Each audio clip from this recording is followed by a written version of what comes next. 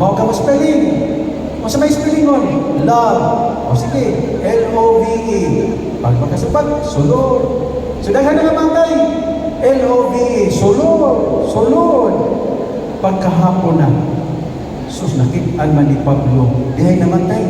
Padung na mo ako. Ang iya mag-ugangang babae. Ni sis Pablo, kiniro, kabawa sa kulimuron, nanuktok na kugangan.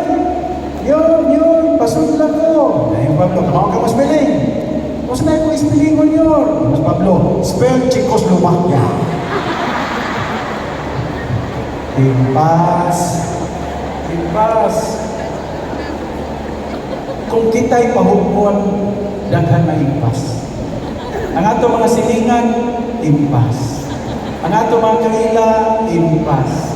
Basta tao pahukon, daghan maimpas, pero lahi ang Ginoo. The divine mercy will always come to save us. Amen? Oh, so, angay natin sakto mga igsoon, mga katikista, please. Ang divine mercy ayaw kalimti, ang paglaom na magsumikad sa krus ayaw kalimti. Ano man, because today we are reminded of our calling, our vocation, which is to become herald of hope. Kita ang tigdala sa paglaom ng gihatag sa Diyos para sa kalibutan. Pagpaka na ito naman katikista, please, ayaw ninyo ng kalimti sa inyong pagmanudlo, sa inyong pagampo, ay kalimti ang kaluoy sa Ginoo. Ayaw ang panundog atong Tikya. Kaduog na mo sa istorya ni Tikya.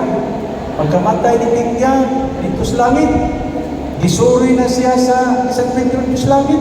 First day ka, gisuri siya, giorient siya dito sa langit. Karoon kay yaman kay kahinagbo, nakurat si Tikya. Ano man, ang iya masilingan, may bawa niya, marites kayo. So, wala, nalangit kay bisina. O, natingas Tikya. Pagkabot dito speaker sa skina, nani, sa mga kaya kakurat, nakitaan man niya itong politiko ngayon na ilahan nga Tikyo kurang okay.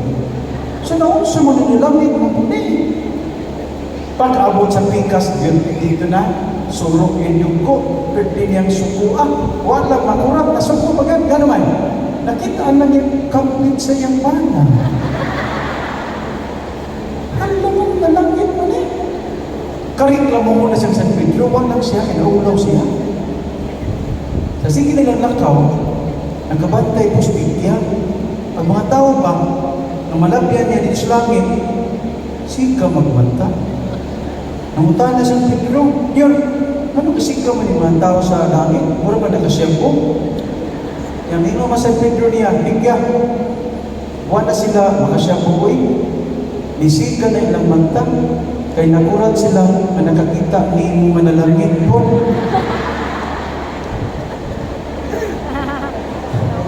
Mga igsoon, inikabot ko na ito sa langit, basin makurat na. Na makikita tag mga tao dito nga wala itong damha. Yan basin po ito no, makurata na di na ito makita ang ubang mga tao na atong gitunguhan na malangit. Ngano man ba siya? Ngano ingon na naman? Tungod kay kitang mga tao, what we see are only the outside. We don't see the inside of every person. Amen? Amen. Kung ang tamasayod ko, kung sinita po sa tao, ang ato makita, ang iyang magdibuhat, kung sinita po sa iyang sulod, sa iyang tinabuhi, sa iyang kagahapon, ang tamasayod, only God knows these things. That is why only God has the right to judge us. Amen? Amen. So dapat, why katikista na dali maghukom? Amen? Amen. Dapat walay katikista na marites. Ay, ano ba si Bishop Dudong, nakatulog ko na ang mga katikista marites, dapat, ano man, sa may meaning ni Bishop Dudong, basta marites, basta Basta na ang test ng katikista in a positive way. We should be money test. We should be able to explain to people what are the latest about our faith. Amen? Pero di ta maghukom yun sa uban. Tapuson ako niya kung paghihinapin ninyo, pinaagi sa pag-re-echo ninyo sa mensahe nga nadawat ni Faustina Kowalska. Santa Faustina Kowalska. You know her, no? Mga devotos pa mo ni Padre Pio? Mga devotos pa mo ni Divine Mercy? Yes. Okay, lagi mo ni Santa Faustina. Pero dito tayo, kay si Santa Faustina, ipadaygan sa Ginoo o mga mensahe. Kung iya kining gisuwan sa iyahang diary.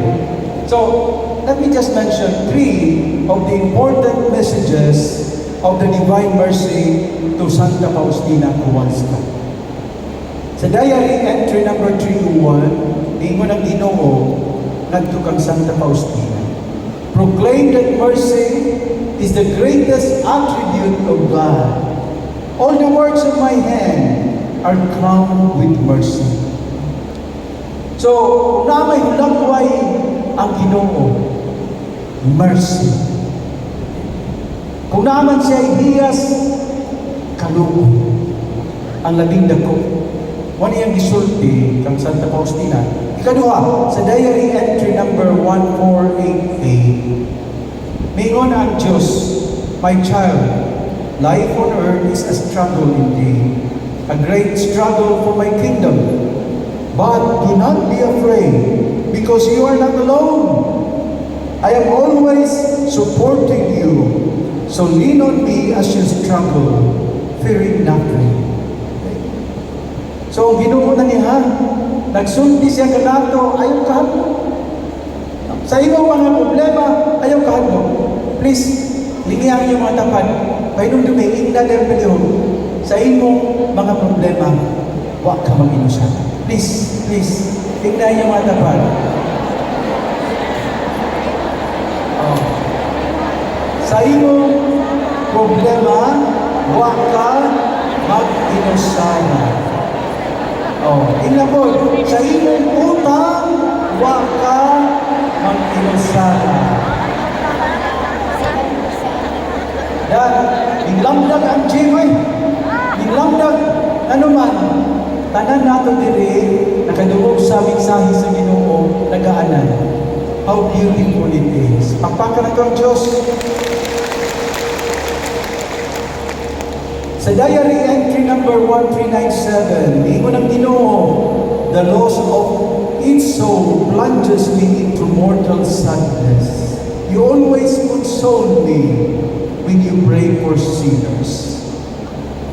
Grabe, hoy.